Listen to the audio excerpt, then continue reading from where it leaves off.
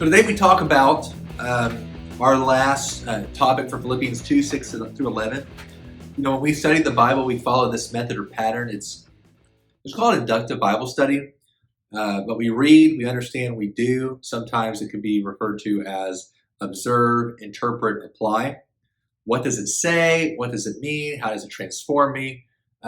It's a basic Bible study method, but it's an effective Bible study method. And this passage is no different than any other. This passage is very focused on the specific work of Jesus, his life, death, his resurrection, and really our right response to that. So when we look at doing, we focus on three things that make up who we are: our heads, our hearts, and our hands. How we think, what we're affectionate for, what we physically do. And we use some specific questions to evaluate the passages that we read. So let's use one for each category today for this passage. When we think about our heads, how does this passage shape my mind? I'm going to talk about what does this passage teach me about doctrine? Doctrine being like specific beliefs that we have as Christians. And this is heavily about the doctrine of Christ, what we believe about Jesus and who he is. Last video, we mentioned the idea of Jesus emptying himself, and said that there are certain people who teach that Jesus actually gave up his deity when he became a human. It's called the kenosis heresy. It's actually been around for a very long time, and some very prominent people have sort of brought it back to the forefront. Kenosis comes from the Greek word that we translate as emptied. And it's a heresy because it's a wrong teaching about Jesus. It denies what we know and believe about him. Jesus did not give up his deity in any way, but he did assume humanity. Now, why does this matter? Well, I want to point out a wrong teaching of a guy named Bill Johnson, who's the pastor of Bethel Church in Redding, California. You guys know Bethel. He has a heavy amount of influence, and we shouldn't let people go around giving wrong information about Jesus. Now, what Johnson teaches, and he wrote a book about it, is that since Jesus was completely and only human on earth, he did miracles fully relying on the power that God gave him. And therefore, since we are to be like Jesus, we too can do the same miracles that Jesus did if we depend on God's power for it.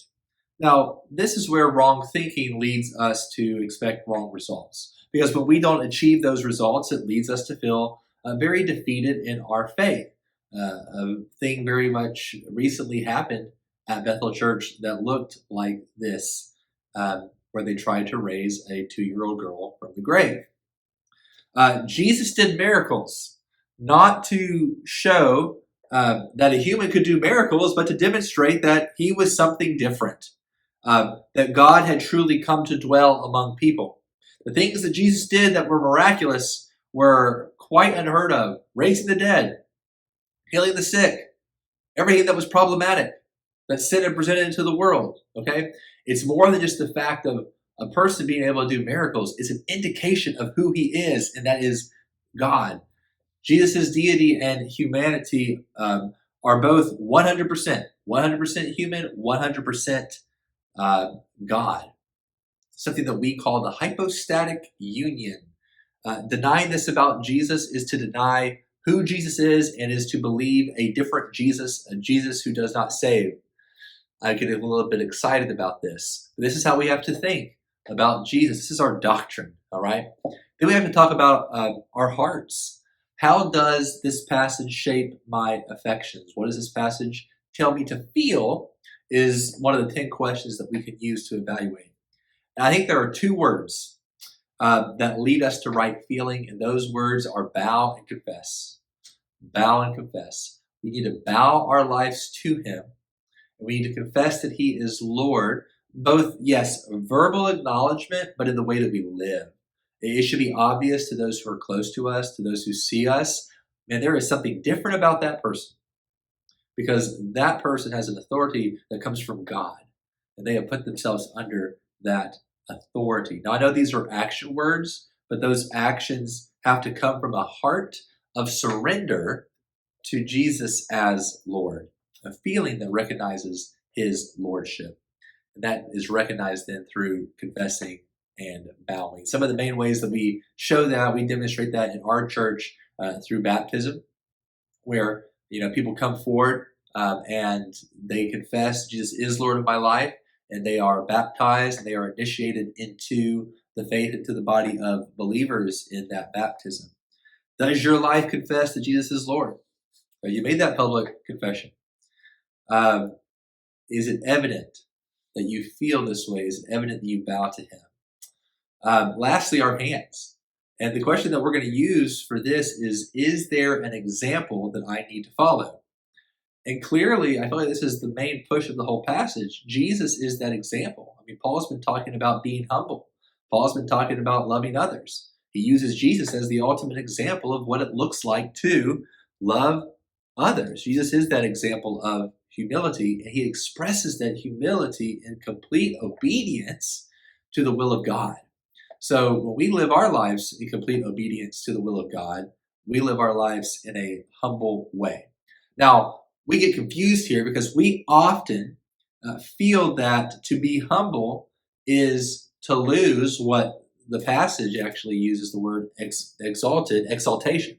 Because we like to be in a place of exaltation. We want to be praised. We want to be seen as important. We want to have rank and notoriety. We want a lot of followers on Instagram or wherever we are. We want for those things.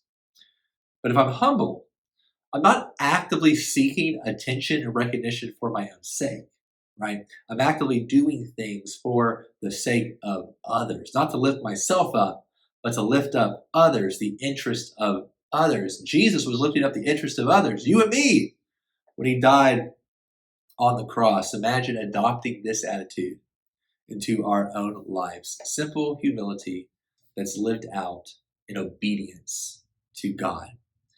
With our focus not being on trying to give ourselves personal exaltation, but knowing that we will one day be exalted much in the same way Jesus was by being resurrected, but not to sit at the right hand of God, but he'll be to worship him forever in heaven. So how can you actively be humble this week? In what ways can you be obedient to God? Find something simple. Find something that you know you should do and do it. That would be active, humble obedience to God. Thank you for watching. Please be in the Word. That is the whole point. And repeat this, and repeat this, and repeat this so that you will know how to study His Word. You guys have a good day.